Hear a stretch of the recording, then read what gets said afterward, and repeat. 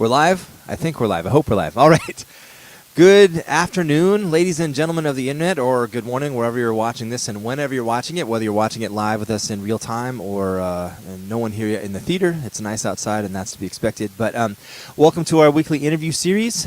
Today we have a wonderful pianist and composer and educator, and I know this firsthand because he was just showing me something on the piano, and he's brilliant. This is the great Ryan Burns, ladies and gentlemen. Welcome him virtually, but thank you, Ryan, for joining us. Glad to have you. Thanks for having me, Kareem. Yeah, been meaning to do this for a while. We've had you perform, but we haven't been able to line up the interview, so I'm glad this worked out today. Yeah. I always forget to do this stuff, and I always mention this. Thank you to our sponsors before we get started here. Of course, that's KNKX, Ted Brown Music, Tacoma Creates, Titus Will Cars, and Edward Jones financial consultant Rick Gray. We would not be able to do this without their support and your support for coming out to concerts, and even just by watching these things and participating. That allows us to keep all these things, for the most part, 100% free in all ages, all throughout the year. So thank you for your support. So, Ryan, you've been in the Northwest here for many years and well known in the music circles. But for people that don't know the music scene, can you talk a little bit about how you got started playing music? Oh, well, let's see. In the Seattle area, I guess I could go back just playing high school, kind of got into playing jazz. I played in the jazz band. One year I played guitar. Then they needed me on bass, so I played bass. And then finally, my senior year, I settled on piano. And were you born and raised in Seattle? I was born in Moscow, Idaho, and then raised in rural eastern Washington, a town called Pomeroy. Still have some family out there. And then kicked it in Yakima, junior high, and then moved out here, high school age. So prior to high school, and not everyone, many people know that Seattle has a long jazz history of performing and education.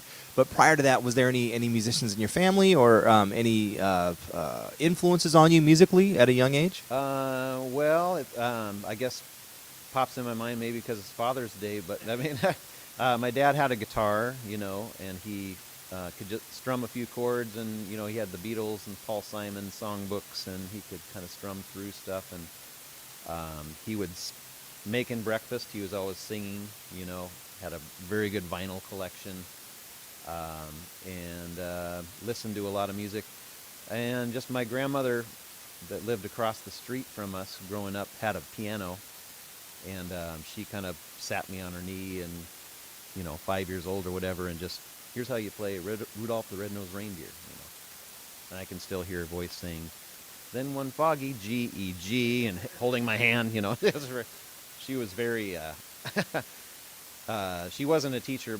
Her sister, my aunt, was actually a piano teacher, and by trade, and left me a piano when she died, the whole bit. But that's about it for musical family, yeah. So then you got to Seattle, and you're in high school in Seattle. Which high school did you attend?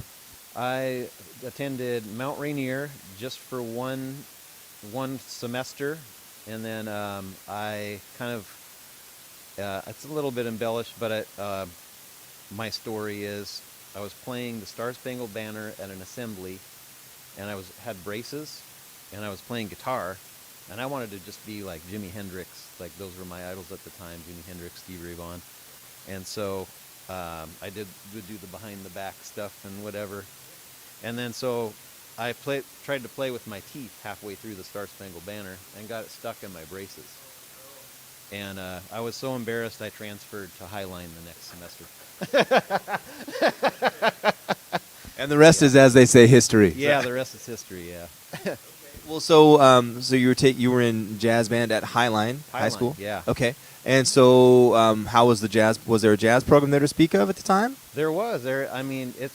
I had a lucky era that there actually was a jazz band, and we went around, did the Idaho Jazz Festival, and the Seattle high schools are abundant with jazz nowadays, but this was in the late 80s. It wasn't that abundant, but there's a great teacher called Percy Bronson, and he led his own big band, and he played at the Burien Library once a year, and always dressed up in a tux, and he had us wearing ruffles one year, But he was a great teacher, and anyone that had questions after school, he would stick around for hours after school, just, you know, talking about music or whatever you wanted to talk about. And then he was a very good influence on me and a lot of people. So, how old are you? What year were you born? I was born in '72. Okay, so I we're just not turned the big 50. Yeah, we're not far off. I'm 78. Yeah. So Okay. who were your, I mean, I'm sure there were contemporaries and people that you went to school with and maybe jammed with and played. So who was around your sphere of influence student-wise at that time? Oh, student-wise, what do you mean student-wise? I mean, maybe students that were attending your school that were the same age or roughly the same age, or maybe around the city that you would play with. Yeah, let's see. Around in that time, gosh, you know, there weren't that many jazz players that I can remember. I can't even remember the trumpet player's name that went to Tyee, because my teacher was like, "You're into jazz, I need to get you playing with other players." And I remember going to Tyee one day and jamming with this trumpet player. I don't remember who it was, but I kind of got, after high school, I just kind of started jamming with some people. This guy Andrew Hickman, I don't know if you ever met him. He was I recognize the name, but yeah. He was in Molasses and Jambalasi, and he introduced me to a guy named Lonnie Williams, who's still gigging today, but he's a real workhorse. It's funny you mentioned Jambalasi. I just got a text this morning wishing me Happy Father's Day from Alex Duncan. So I know he was involved with those guys. Okay. Yeah. Cool. All right, cool. Well, what about, aside from students your age that you're playing with, what about older musicians? Were you going out to clubs and hearing anybody play, or anybody coming through town that made an impression on you? Absolutely. On my 21st birthday, I went to Luferno's. That was my first kind of local gigging experience, and I think it was Travis Shook was playing with Buddy Catlett on bass, and gosh, I wish I could remember who else, but before that, you know, you still can, I believe, get into Jazz Alley as a minor if you're accompanied by an adult. So my first concert as a freshman in high school was Tony Williams at Jazz Alley. Got to see Johnny Griffin at Jazz Alley. Got to see Tommy Flanagan at Jazz Alley. Was this the old Jazz Alley, not the new location, but the? It's still the same. I think they had just moved to that location in the late 80s there, late 80s. But yeah, that made a big impression. Elvin Jones, you know, just all these titans of jazz, and you get to sit right there next to the stage. It's so cool. I've told this story before in the interviews, but I remember when this had to be like mid to late 90s, you could go, and they had a program called Ticket, and you could go get tickets to the concerts, the second set, day of the show, for like half price. And so a lot of us, and we're in college at the time, we would spend our hard-earned money to go see, you know, I remember seeing Joshua Redman like every night of the week, you know, if he was with like Chris McBride or Brian Blades or whoever, you know. Yeah. Cool. Well, okay. So high school, and did you start putting any groups together and playing at that time? I did. Well, I played in a band called Not Tonight, and we played the high school dances, and it was like, I want to say top 40 or rock and roll, or just kind of, you know, from hits of the day and excess, and then back to Johnny B. Good or whatever. I played guitar in that group. And as far as jazz, you know, I really kind of had trouble finding people in Burien, you know, and so, but I was always into it, always listening to it, and studying it with my piano teacher, Bill Rossi. But after I graduated, I kind of got from high school, I got more into jazz and jamming with people. As a pianist, I like to ask all the pianists this question. So did you have any run-ins or encounters with Jerome Gray? Absolutely, I did, yeah. I studied with Jerome, probably I would say 1991, for 6 months. And before I went to Berklee School of Music, and I was gigging around town, he showed up to one of my gigs, and because it was at the park next to his house, but he gave me some feedback. Oh, you need to work on your St. Thomas, you know. So, but yeah, I learned so much from him in 6 months, man. And when he kind of fired me as a student, he said, "Well, I hope you come back and you learn 150 songs in all 12 keys and know the lyrics to them, and we can pick up from there. I knew right then I wasn't going to see him again. And then I went to Berklee, and my first piano teacher there, Dave Frank, he's like, "Who told you to do 12? Yeah, 3 keys are fine, or whatever."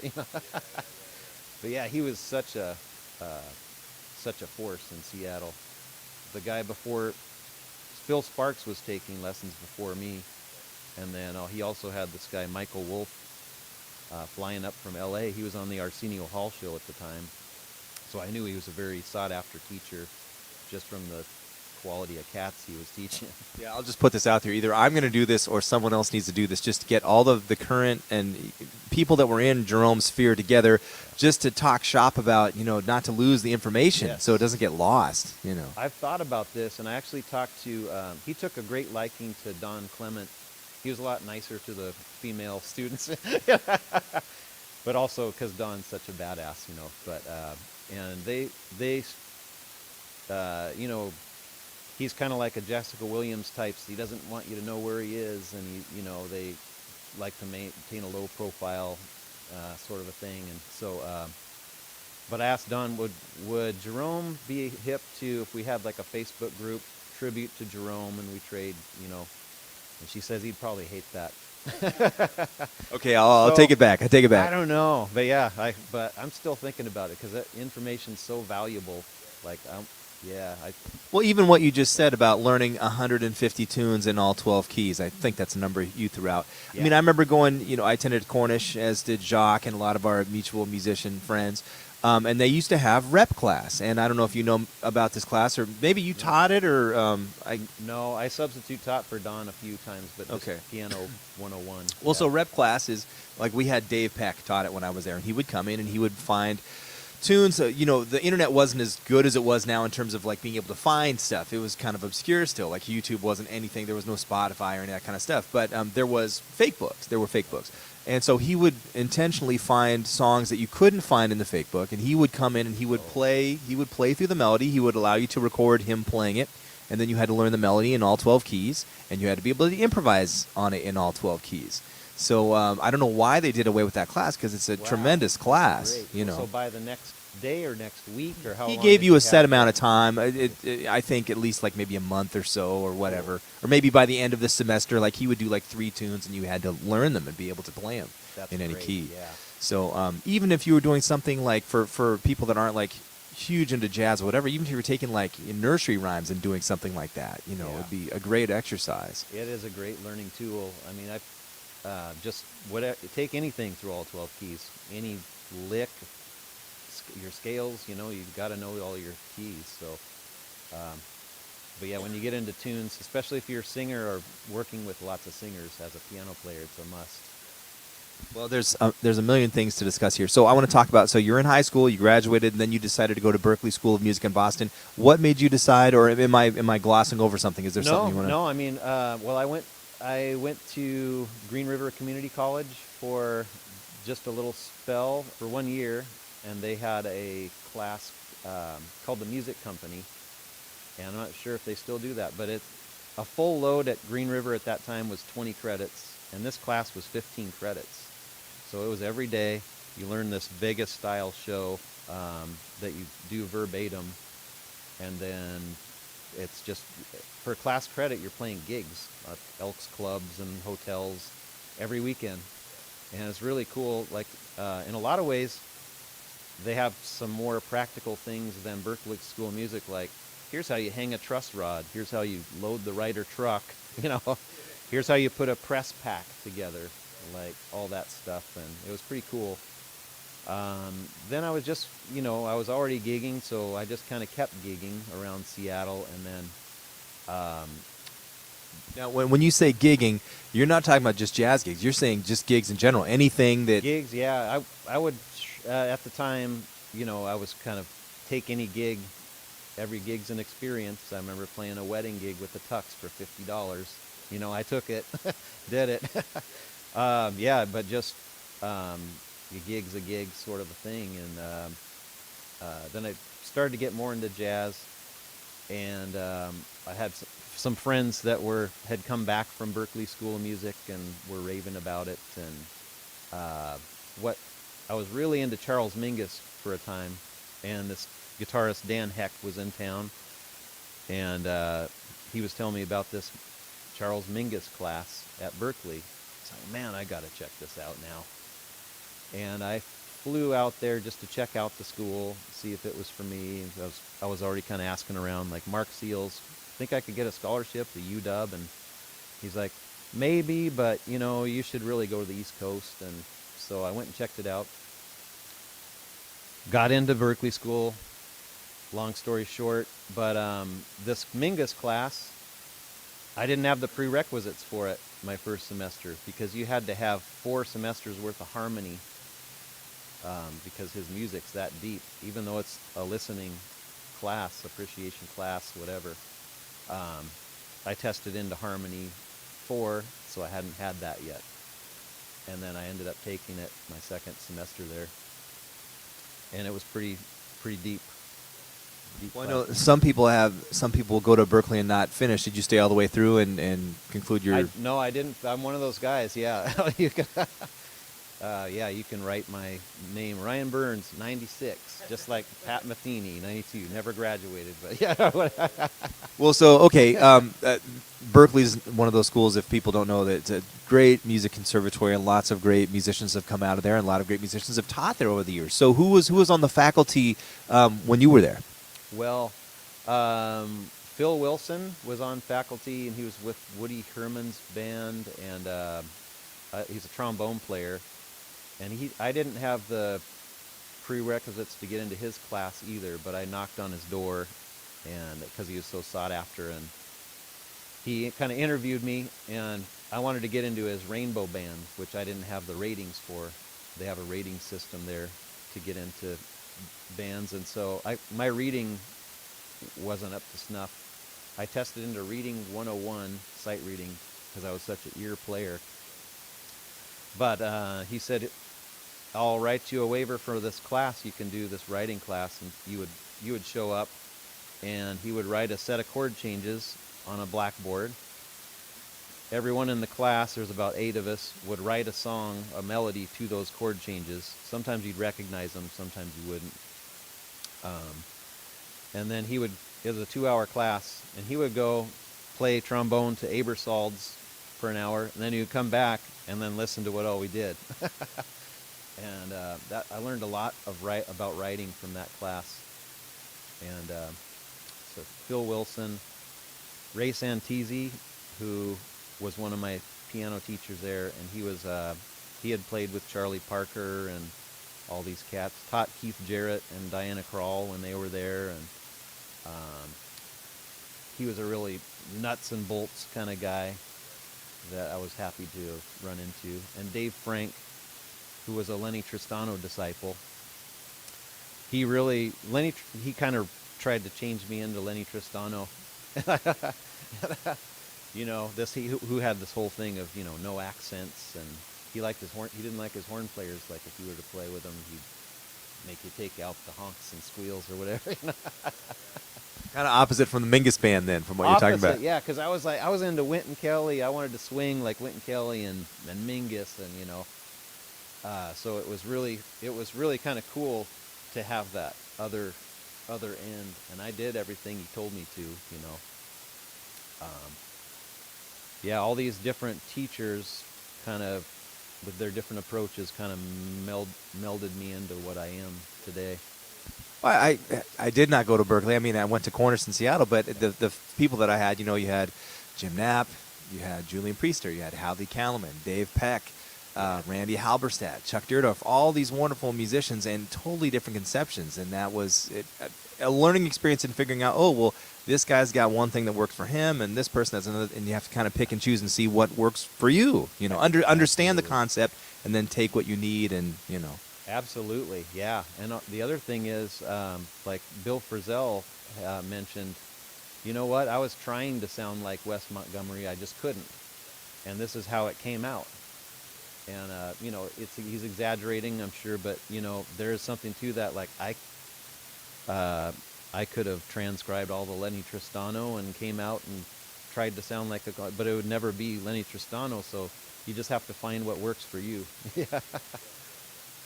Very, very cool. All right, so after Berklee, well, number one, why did you decide to leave Berklee early? What happened? Well, a lot of it, my brother had cancer, and so I came home to kind of be with him.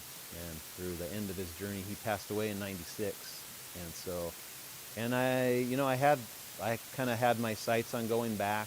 I was going to study with Joanne Brackeen, and I was already had my classes kind of picked out. I was excited about, but then I just kind of started gigging around town again, and actually getting some good gigs and having fun playing. And I thought about, well, I could spend money to go back there, but everyone that's coming out of there is wanting to do what I'm doing right now. So I just kind of left it as it was, and I kept a lot of my materials from there and just continued my studies from here. I wanted to ask you, and I forgot to mention this, excuse me, when you were at Berklee, who were your peers or musical students that you were interacting with? Anyone that's still playing or around from Seattle or from elsewhere? Yeah, it's funny, it's such a melting pot. At the time, it was the most international students of any college in the U.S., and so my first jam session was a trumpet player from Australia, and I just visited him in Australia when my wife and I went a year and a half ago. Guitar player named Tobias Newman. His dad was a guitar player also in the Swedanes. Still talk to him.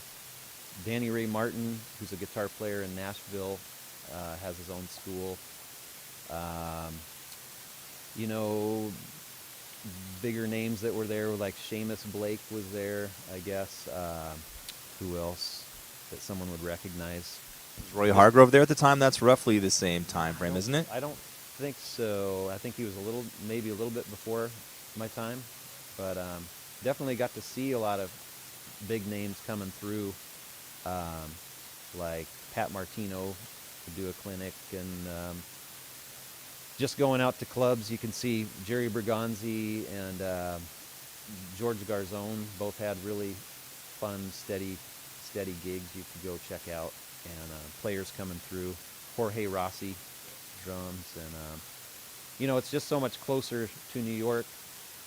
So you get a lot of those New York cats coming through. So, came back to Seattle. Started playing and teaching in any groups? Did you form a trio? Oh wait, never mind. Forget this question. I want to ask this question next, because I've talked to a lot of other folks about the Owl and Thistle session, and I know that you were very much involved with that. In fact, I remember the first time when I turned 21 and I could go to the session, one of the very first things that I saw, it was Rob Davis's going away party, which was like the entire music scene in Seattle came out for that, including you. Yeah. So can you talk about the Owl and Thistle and your connection and history with it? Absolutely, yeah. So, I kind of hooked up with these Bebop and Destruction cats before I went to Berklee, and they kind of came from there, and they were my impetus for going, and I was kind of late in the game. But so for folks who don't know about Bebop and Destruction, who are you talking about? Bebop and Destruction is Dan Heck, Jeff Harper, Mark Fendel, and John Wicks was the original drummer. And then when Dan Heck left town, I took over, and instead of guitar, they just went with piano. And that was the weekly gig, is the Owl and Thistle, which is still going to this day on Tuesdays. And I did that for about 7 years or so, until the Bebop Instruction kind of disbanded. And but yeah, Rob Davis was a big part of that scene. We were in a band called Live Evil, which was Bebop and Destruction plus 3, and Rob was on saxophone, and it was electric Miles Davis from that thing. And not to get a tangent from the Owl and Thistle, but I just remember this gig. Rob had these little, he didn't have earplugs, so he put toilet paper in his ears. Like one of our first gigs, it was at the Art Bar. And there's 7 or 8 people in the band, so it takes a while to get to your solo. And the jams are like 15 minutes long, these songs, and he's sitting there just kind of stewing. And then Jeff Harper, notorious funny man, on stage, especially back then, he had on his foot pedal, "Play it and tell you what it is later." And so I was just watching Rob there, just kind of sitting there, and finally he gets the blow, and he stands up and he's taking the solo, and it's like 3 times as loud as Rob. "Play it and tell you what it is later. Play it and tell you what it is later." So what Ryan is referring to, it's an album of Miles Davis. It's from Relaxin' with the Miles Davis Quintet. You can hear this, and it's the introduction to If I Were a Bell. Yes. And Miles Davis is introducing it in the studio. So what you're saying is Jeff had this preloaded on his foot pedal. Yeah. How did Rob take that? Well, I think he kind of, I don't remember if he left. I think he was a professional cat, so he just stuck to the gig. But he was roommates with Rick Mandyke and Mark Taylor at the time, and I remember Rick or somebody telling me he came home from that gig kind of upset. Like, I didn't get to blow, man. I have yet to interview Jeff, and he's on my list. Hopefully, I can get him on here soon.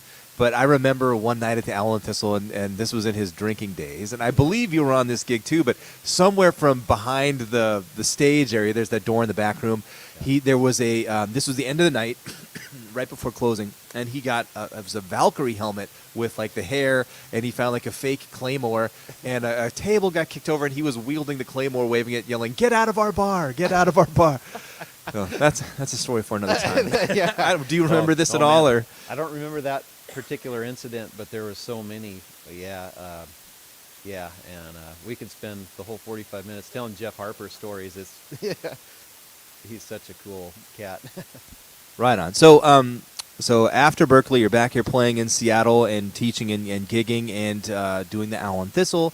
Any other projects? I mean, I know there's lots of projects now, but what's been going on since that time? Because that was like late 90s, early 2000s. That's 20 years ago. Yeah. I mean, I was just kicking around playing with whoever I could, at that time. And I know what I want to ask you about. Sorry to interrupt. So you had an association with Paul Allen, working with Paul Allen, didn't you? Doing gigs and stuff, touring with him? I did, yeah. Can you talk a little bit about that? Sure, yeah. I've signed multiple non-disclosure agreements, so I can talk to a certain point. But yeah, of course.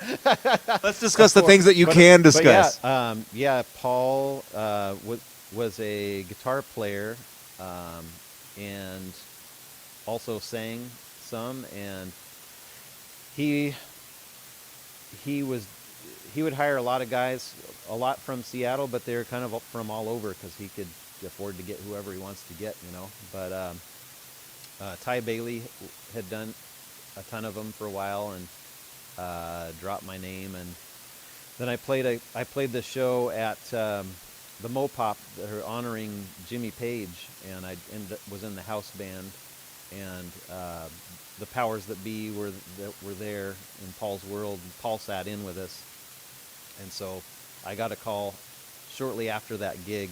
"Hey, can you do a gig? Are you free to do a gig in Africa, like next week?" And we're with Vulcan, and I said, "What's Vulcan?" And it's Paul Allen's company, of course. I was kind of naive. This was 2016. And but yeah, he would have guys come to his studio in Mercer Island, and then on his yachts he had recording studios. And so you'd go on these trips, and if you'd be in the studio, if you weren't sent on a trip, like a safari or something, he would keep the morale of the troops. He'd send you on these little trips. You're just recording music for someday he's going to write lyrics to, but he has all these things to choose from, in his library. Weren't you guys, I know that you did it, Ty did it, Eric Verlinde, who's the bass player, Douglas Barnett, I believe also. Barnett, yeah, he was on the first trip. If I've heard correctly, you guys are on retainer. Like, you just had to be ready to go whenever he wanted to travel. You had to be ready to say, all right, let's do it. Yeah, pretty much. I mean, you could say no, I can't go. but if you didn't, someone else would take your place, and you usually didn't want to miss out on it. But yeah, I got called on the 3rd of July to leave on the 4th of July to go to Europe, and just yes, and every time they would call, I'd just say yes, because it was golden opportunity or whatever. And so it was really good learning experience. Great musicians. Well, where else did you get to travel with Paul and perform? Record? Well, just a lot of stuff. Recording. The first trip was to Gabon, Africa. And we would mostly play on the yacht for guests. And then over in Europe, he would do these film festivals and things like that, and have guests on the boat.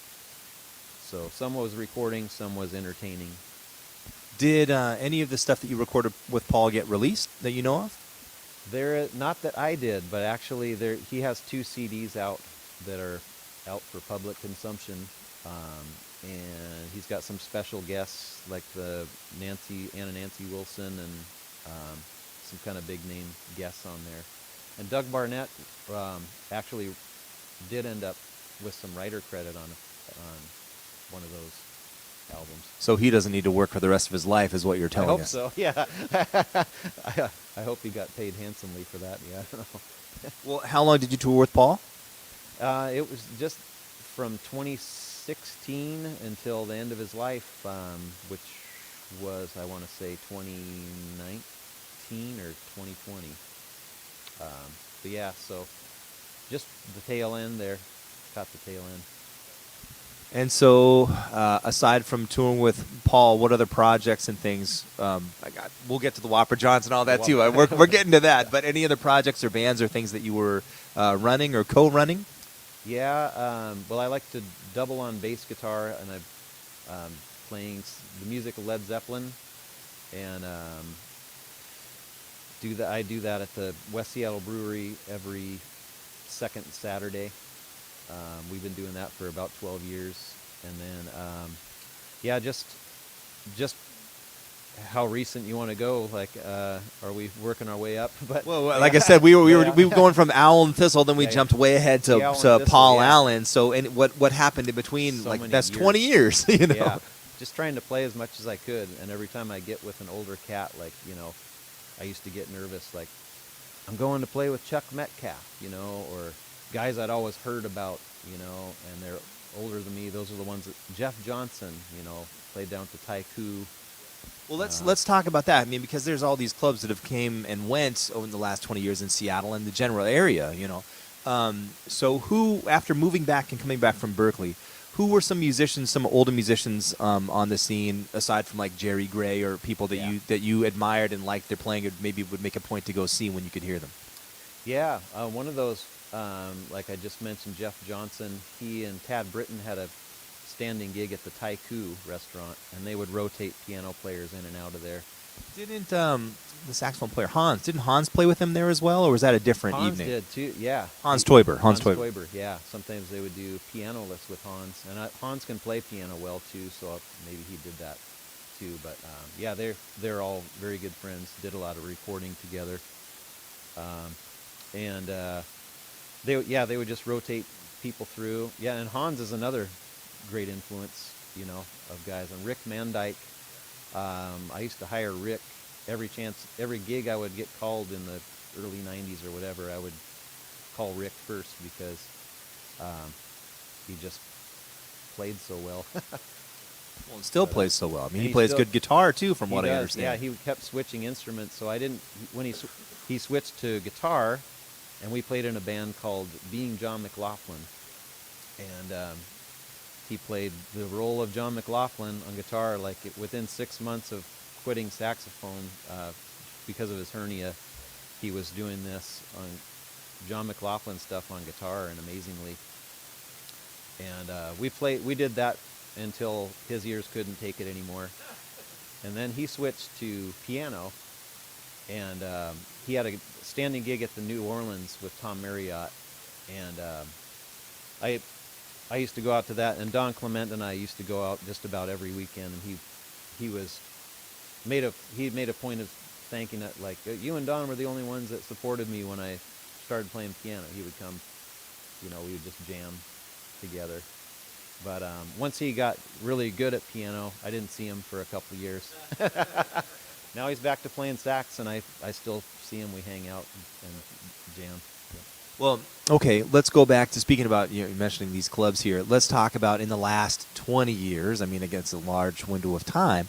But what were some clubs that you used to play regularly? I mean, we mentioned the Owl and Thistle, and you mentioned, watching stuff at Taiku. But what were some places that you've played, over the years? I did, before the Owl and Thistle jam, I used to do the Baltic Room jam and that was with Jeff Harper and John Wicks. That sticks out because it was a weekly. A place called Western and Vine, I used to do every Wednesday there. And I would just kind of rotate people through that, and including Rick and Rob Davis and those guys, Mark Taylor. Other clubs, Tula's, of course, that closed down, RIP Tula's, that was such a great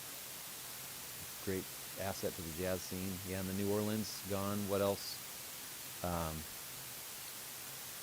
The whole Pioneer Square scene, it used to be kind of a blues scene, rock scene. You could kind of joint cover down there. Used to play a lot down there. I do want to talk about Whopper John's and current stuff, but before we do that, you have a tie to Tacoma, because I remember, didn't you used to teach at the University of Puget Sound? You taught piano there. I actually taught, at the University of Puget Sound, and before that at PLU. And I was teaching at PLU. Dr. Joyner hired me for that, and I would do the juries and sometimes they'd have the concerts down there. And then, what's the piano player's name from Olympia? Sid Potter. Sid Potter. Yeah, he ran the program there for years and years and years. Yeah, at UPS. Yes, and so he found out I was teaching down there. Hey, well, you're down here. Do you want to come teach over here? And so I did, and I was doing both schools for a while, and but I was getting so busy, I just kind of quit doing the PLU and started doing the UPS. And with a really mixture of students. And I was the first jazz piano teacher there, because they have kind of a system of liking jazz. It's changed. But yeah, it was that, everyone knows. I mean, they won't admit to it, but it was jazz is like the redheaded stepchild. No offense to redheads. I mean, it's just, they did not, it was more of the classical is our thing, and jazz is over here. Yeah, and I was... Dr. Dwayne Holbert, I don't know if he's still there, but he's an amazing classical piano player. He taught across the hall, and people talk about the snootiness, like like you're talking about. But he was, excuse me, he was one of the first people to welcome me, and he had me teaching his son jazz like right away. And he said, I can read anything, and he put down this piece of sheet music, and it was some weird arrangement of giant steps in 13/8 time or something. And he's like, look at this, I can just read this down, but ask me to improvise over changes, and I can't, And so, well, it's like telling someone, here, read this book, and read the words out of the book, and read all the sentences that are already constructed, and then say, all right, well, now go up and strike up a conversation with someone. If you don't know how to put those words together and form sentences on your own, it doesn't mean anything. Yeah, absolutely. But yeah, PLU, UPS, and the Jazz Bones is still around. It's around. Yeah. Played there with Barrett Martin recently, and try to think if there were some other jams here at the time on 6th Street. Yeah, 6th Avenue. Jazz Bones never, a lot of people have that misconception. I mean, the reason it even got the name Jazz Bones was the owner's nickname was Jazz Bones. So it had nothing to do with jazz, and so people just assumed it was a jazz club. And there's a hilarious story, because I know Sid Potter presented Ray Brown's trio here in Tacoma. So it was Ray Brown and Kareem Riggins and Jeff Keezer. I remember seeing them play. And I heard this story that Ray Brown called Jazz Bones and asked them, and this is a true story. He asked about booking a gig, and they asked Ray Brown to send a demo tape. So he was like, click. I know this story. That's a little bit embellished. It was actually Larry Fuller, I think it was he was the one that asked, my friend Ray Brown, we're playing this. They asked him for a demo tape. Yeah, I mean, that goes to show there. Yeah, here's me with Duke Ellington. Here's me with Charlie Parker. Here's me with Ella Fitzgerald, my ex-wife. To get a gig at a place called Jazz Bones. But that's kind of the misconception. Everyone always thought because the name was Jazz Bones, it was a jazz club, and it was the furthest thing from a jazz club, clearly. Yeah. So, anyways, all right. Well, let's jump ahead to. Let's talk about it now. So, you've had this project now with a great drummer and vibraphonist and juggler and vocalist who will be playing with us today. As a matter of fact, Jacques Willis. Can you talk about your association with Jacques and that project? Yeah. Jacques and I, we used to play at a place called The Mix in Georgetown with great bass player Steve Kim, and every week for, 5 years or something. And I kind of joined a little late in the game there. It used to be Don Mock on guitar. But Steve's, we love playing with bass, but sometimes, there's not enough money or Steve's not available or whatever. So we just started kicking left-hand bass, and Jacques and I just kind of,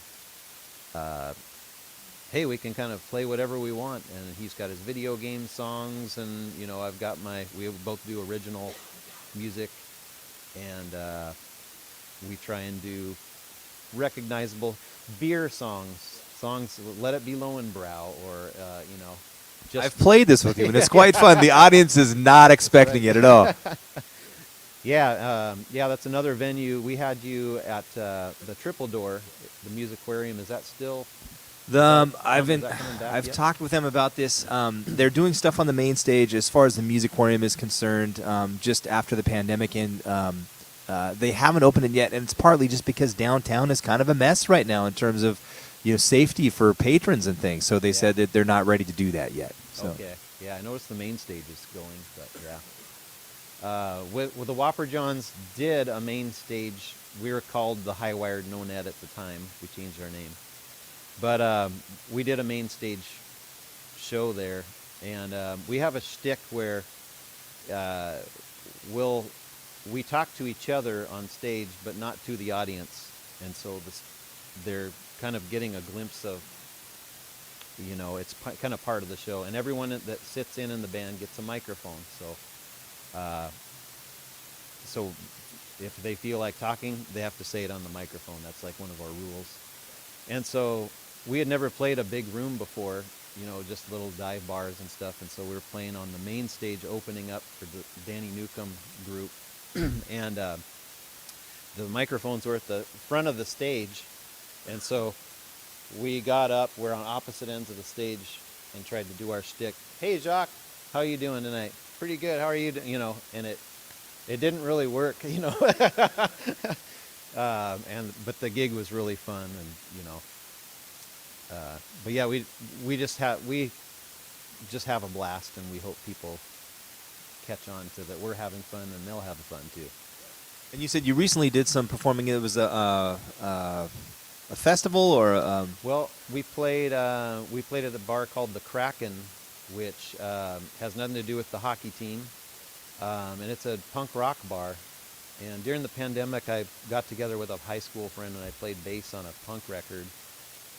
And I don't do the touring gigs. He has another guy, but due to COVID, there were two bands had bailed, and it was very last minute. And it's just a crazy idea. How do you want to put a jazz band in front of these two punk bands? Sure. So I called Jacques, and we did our thing in a very first gig back from the pandemic. And then next morning we had a little coffee shop gig for an art opening. And so we're back in the flow.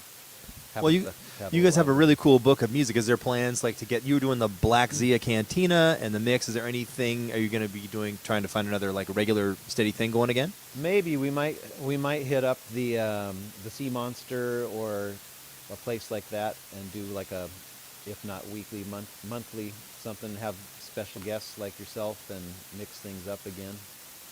So jumping back into the educational side of things, I mean, you've been teaching a lot of students for a long time, and you own and operate the Burien School of Music, correct? Yes. Okay, and when did that come about, and what was the impetus to start that? I mean, obviously working, but I mean... Yeah, well, that came about, started that in 2010, and most of the impetus was living in Burien, and then teaching. I was teaching at the universities here, and then also at the Seattle Drum School, which was up north.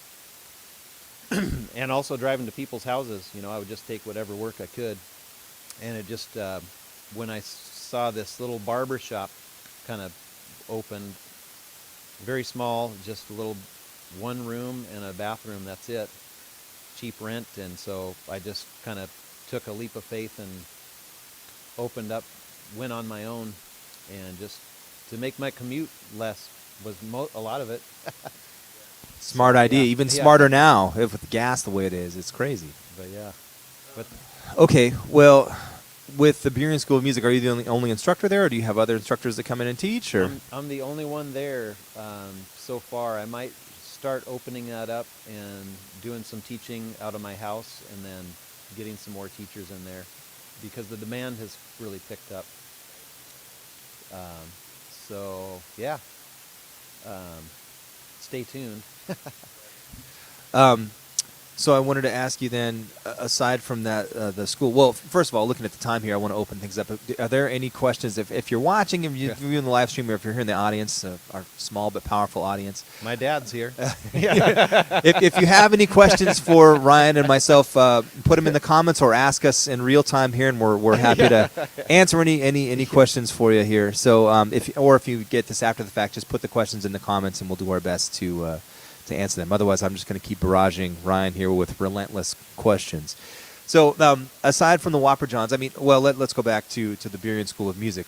So you've been doing that for 10 years. Are all the lessons in person? Do you do remote teaching as well? It's about mostly in person again, but I did get all set up on Zoom, and I do remotely, and it's a good alternative. When people call in sick, they can still do a lesson if they want to remotely. Or can't afford the gas. Yeah. Okay, yeah, exactly, yeah. And if someone wanted to study with you or through the Burien School of Music, how could they find out information about that? Yeah, it's easy. It's burienschool.com. And my phone number's on the website, and happy to discuss people's needs.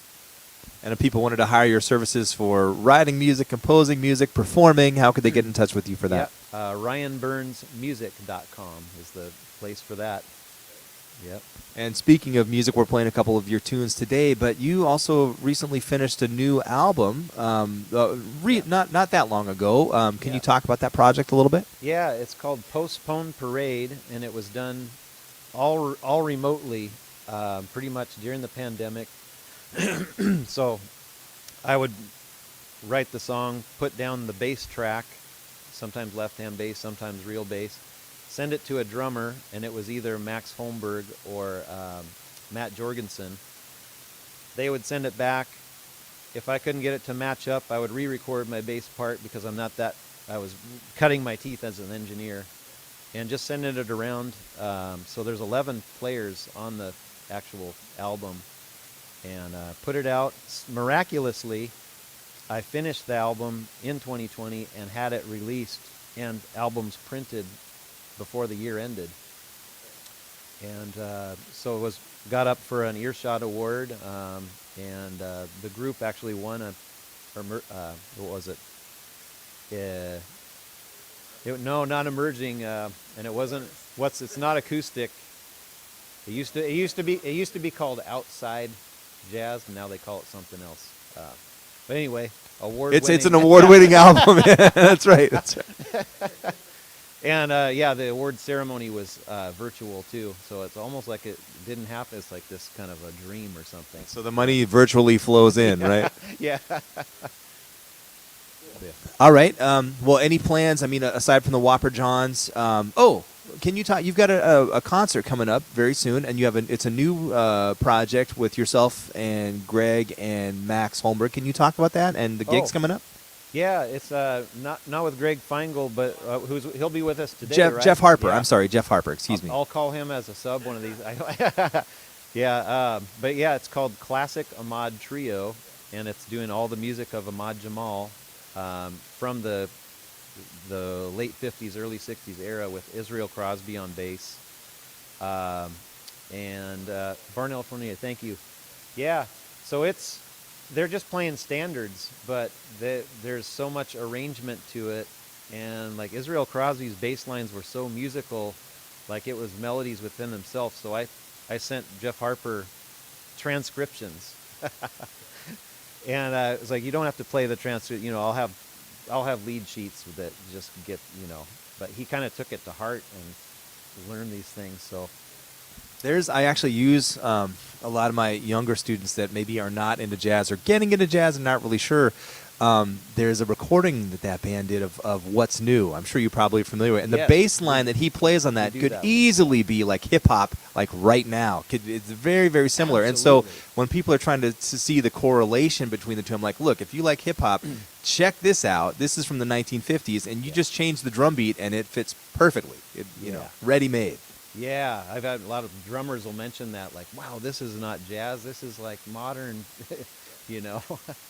But it's 70 years old, Yeah, no, it's amazing stuff. Yeah. So we end up playing some of it like classical, almost like Jeff wanted the Autumn Leaves they do. It switches time feels, and there's this long open section. And I wrote a simplified chart. It just boom, boom, boom, boom, boom, boom, boom, hangs out in E flat forever. But he wanted to read the whole thing down, 9 pages. And so at the gig, he's got taped 3 together, and then he'll throw one off. And then first gig, he put the order wrong, so he threw one off. So I'm looking up at him for the cue, and he's sweating, and he's like, keep going, And he's like, this chart's like, For those of us that know Jeff, I'm just visualizing this right now. By the time we hit the change, like the crowd went wild, like, they did it, Well, so what was the impetus to want to start this project to get it off the ground? Always just love that group, that style, and this club Kaluna that's new in Seattle. When is the gig, by the way? It's September 15th on a Thursday, and people can get tickets through your website, through their website. You go to Kaluna website, KalunaSeattle.com for tickets for that. And it's CALLUNA. Yeah, and it will sell out because they only have like 30 seats, I think. So many tables, a really small club, intimate. That's. So what Ryan is saying is act now. Get your tickets now. They might not even have them ready yet, but do call them before too long here. Cool. All right. So Whopper Johns, the Ahmad Jamal Trio, the name of the album again. Tell me again. I'm sorry. Postpone Parade. Postpone Parade. That's the most recent album. Any other albums in the works? I mean, I know you're always writing and working on stuff. Yeah, mostly been my recordings been mostly for trying to get film placements and things like that. So you said you recently got one. I did get one on the Young and the Restless. Yeah. Well deserved. Yeah, I told my dad about it, and he said I'd be more apt to be the old and the listless.